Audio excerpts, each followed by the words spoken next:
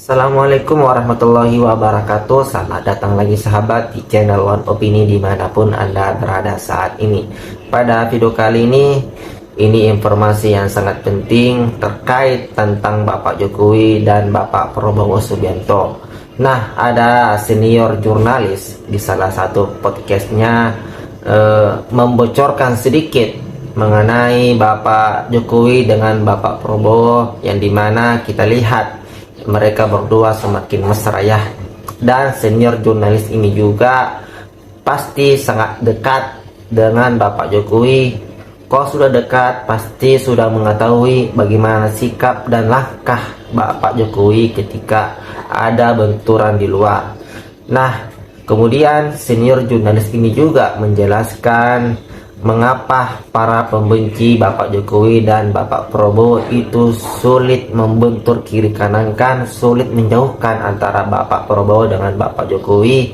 Nah, bagaimana videonya sahabat-sahabat? Kita lihat dan dengarkan berikut ini. Kalau lihat Pak Prabowo kan kita bisa mengerti. Mudah-mudahan saya tidak dianggap mempromosikan Pak Prabowo karena saya harus tetap mengambil jarak kritis. Orang-orang atau jenderal-jenderal yang menghukumnya aja dirangkul. Apalagi yang punya jasa gitu. Saya lebih melihat dalam konteks itu hubungan dia dengan Pak Jokowi itu kuat.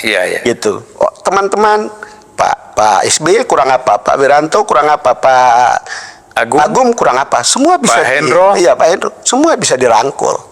Itu tuduhan-tuduhannya sangat ekstrim ya kepada Pak Prabowo kan. Kemudian dengan Pak Jokowi saya termasuk yang sering menginterview, termasuk pertemuan pribadi atau pertemuan terbatas. Kita tahu kalau Pak Jokowi itu kalau bertemu begini Bang, dia menampung semua pertanyaan. Tetapi kalau dia menulis, ambil iPad atau minta Pak Pratik untuk menulis atau mencatat, atau Pak Mas Pram mencatat, itu berarti ada sesuatu yang baru dan sesuatu yang penting. Nah, kita bisa lihat, oh ini berarti penting dan menarik dan baru untuk dia gitu. Itu kalau Pak Jokowi. Tapi pertemuan-pertemuan itu sering. Tetapi kan tidak bisa dengan pertemuan itu lalu kita dianggap dibungkam. Hubungan kita itu adalah kita itu membutuhkan informasi dari tangan pertama. Kita juga kalau diminta kasih input ke tangan pertama, apakah itu diterima atau tidak, itu bukan urusan kita gitu. Dengan Pak Jokowi saya berkali-kali dan boleh dibilang sangat dekat. Tetapi saya harus kritis ketika persoalan demokrasi itu seperti perasaan saya seperti itu dilukai. Tetapi kan saya juga harus mengerti bahwa ini adalah proses politik. Proses politik sering ditentukan oleh beberapa orang, tapi juga ditentukan oleh pilihan publik. Sekarang kalau pilihan publiknya seperti itu, so what? Kira-kira begitulah. Ya publik kita ya di situ tingkatnya. You setuju atau tidak setuju, itu tingkatnya. Lalu kemudian bahwa orang mengkritik caranya, ya itu normal. Tapi tidak ada misalnya dengan begitu tidak say hello gitu. Ya say hello biasa saja gitu. Bang, saya termasuk orang yang takut Pak Prabowo sejak awal. Bahkan dalam sebuah pertemuan dengan Pak Jokowi, ketika saya membawa surat undangan untuk nikah anak saya, disebutlah calon ini. Pak Jokowi bilang, Pak Don, jangan lupa Pak Prabowo itu juga layak dan itu sangat kuat. Kita perlu orang seperti Pak Prabowo dan kita dukung. Kalau begitu kita beda. Tetapi kan hasilnya kan seperti kita lihat sekarang. Untuk memahami Pak Prabowo, saya baca bukunya. Saya mendengar dari orang-orang dekatnya yang sudah lama, dan bahkan kepada Mas Angga Prabowo yang adalah mantan sesprinya, saya minta tertulis seperti apa pandangan dia dan informasi yang bisa saya dapatkan dari dia tentang Pak Prabowo. Kegelisahan saya adalah apakah seorang Prabowo akan menjadi otoriter dan membungkam media. Begitu. Dan itu dijawab sama Mas Angga Prabowo ini, Raka Prabowo yang sekarang jadi Wamen Komdiji. Bang, kalau beliau adalah seorang yang tidak menghargai demokrasi, untuk apa berdarah-darah membangun partai yang namanya Gerindra? Hal-hal seperti itu kemudian kan meyakinkan kita untuk mengatakan, oh mungkin saya agak misleading melihat gitu. Dan kemudian ketika beberapa kali bertemu, kesimpulan saya, Pak Prabowo itu orang yang tahan kritik. Ya. Mungkin sudah berkali-kali dibully sejak Pilpres ya, tapi tahan kritik dan respon dia seperti cair terhadap kritik-kritik itu gitu. Sekarang ini kan yang banyak dikritik orang, Ya. seolah-olah Pak Prabowo ini kan memberikan posisi yang sangat istimewa kepada Pak Jokowi kan. Ya. Nah ini kesan ini bagaimana? Dalam pertemuan di Hambalang, memang hubungan keduanya sangat kuat. Dan kita juga tahu Pak Prabowo mengungkapkan secara terbuka bahwa tanpa Jokowi, dia menang karena Jokowi. Iya, iya. Karena dukungan Pak Jokowi. Kalau tidak karena itu belum tentu. Dan dia kan mengatakan itu juga di depan umum begitu. Iya, iya. Dan orang berspekulasi tentang hubungan keduanya. Saya juga selalu tertarik untuk menggali itu. Misalnya ketika ketemu dengan Menhan Pak Safri Samsudin, kita tanya gimana sih hubungan pribadi antara hubungan antara Pak Prabowo dengan Pak Jokowi. Penjelasan beliau adalah ya pasti ada perbedaan antara hubungan personal dan hubungan profesional, jabatan fungsional gitu, pasti akan ada perbedaan. Kita sudah melihat ada beberapa kebijakan Pak Prabowo yang berbeda dengan kebijakan Pak Jokowi. Yeah. IKN yang dulu harus dianggap harus dibangun cepat, ya harus multi years, lalu kemudian ya kita ikuti saja sesuai dengan kondisi keuangan. Lalu kemudian ada lagi beberapa TNI tiba-tiba ada direstrukturisasi kan. Nah itu juga kebijakan Pak Prabowo. Ada beberapa kebijakan yang kita lihat oh berbeda gitu.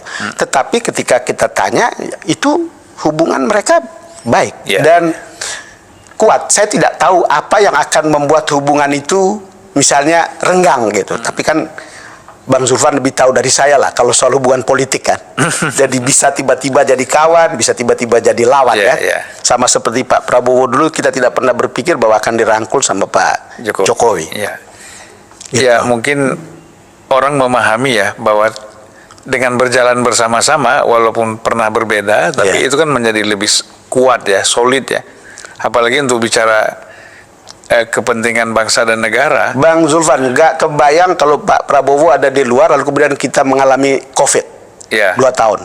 Saya tidak bisa bayangkan apakah kita bisa mengkonsolidasikan diri sebagai sebuah bangsa untuk mengatasi COVID yang menimpa kita semua.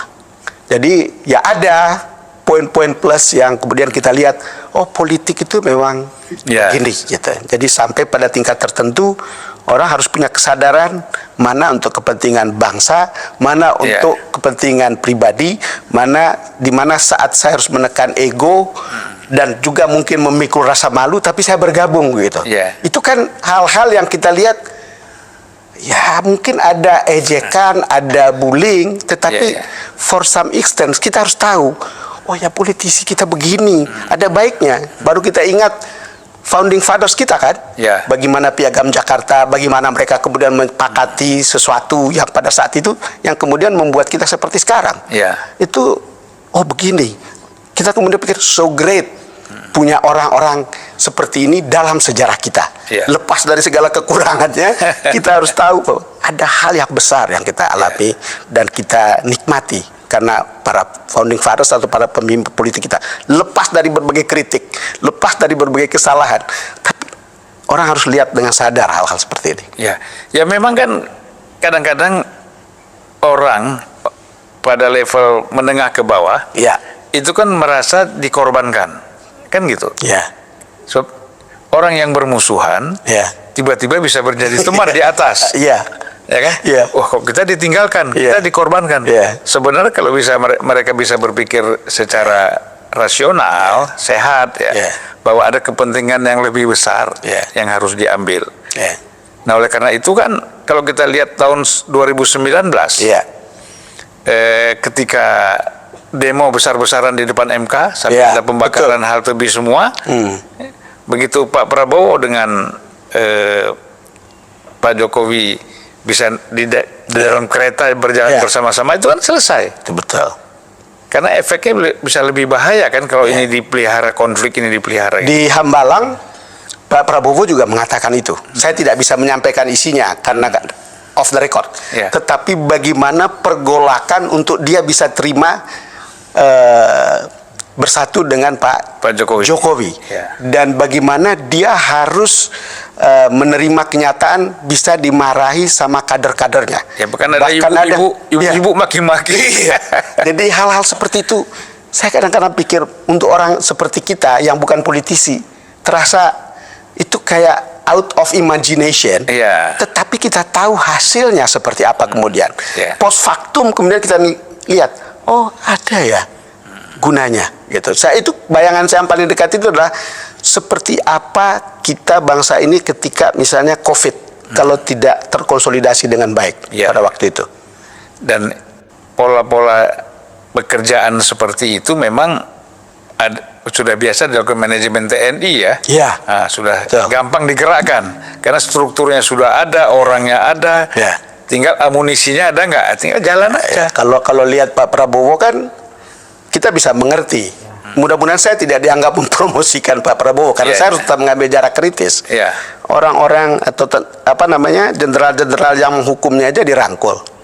Apalagi yang punya jasa gitu. Saya lebih melihat dalam konteks itu hubungan dia dengan Pak Jokowi itu kuat. Gitu. Oh, teman-teman, Pak SBY kurang apa? Pak Wiranto kurang apa? Pak Agung kurang apa? Semua bisa Pak Hendro. Iya, Pak Hendro. Semua bisa dirangkul.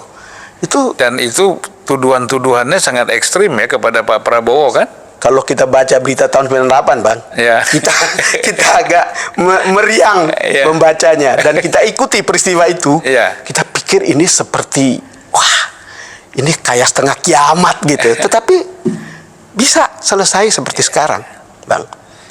Ya karena itu tadi jiwa ingin kebersamaan dan melihat manfaat itu lebih utama, ya kan, daripada pendekatan emosional, dendam itu kan sangat, karena yang rugi bukan hanya mereka saja kan, yang rugi kan bangsa ini, karena ini elit, apapun keputusannya ada di tangan mereka, itu yang harus memang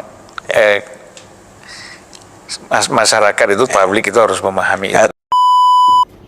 Nah, itulah tadi sahabat cuplikan video di mana senior jurnalis itu sedikit membocorkan kedekatan ya, dari Bapak Jokowi dengan Bapak Prabowo Subianto. Meskipun para pembenci mereka mau memisahkan, tetapi itu sangat sulit karena kedekatan kemesraan antara Bapak Jokowi dengan Bapak Prabowo itu sudah lengket. Nah, bagaimana pendapat Anda sahabat-sahabat mengenai ini? Silahkan komentar di bawah. Jangan lupa like dan subscribe. Sekian dan terima kasih.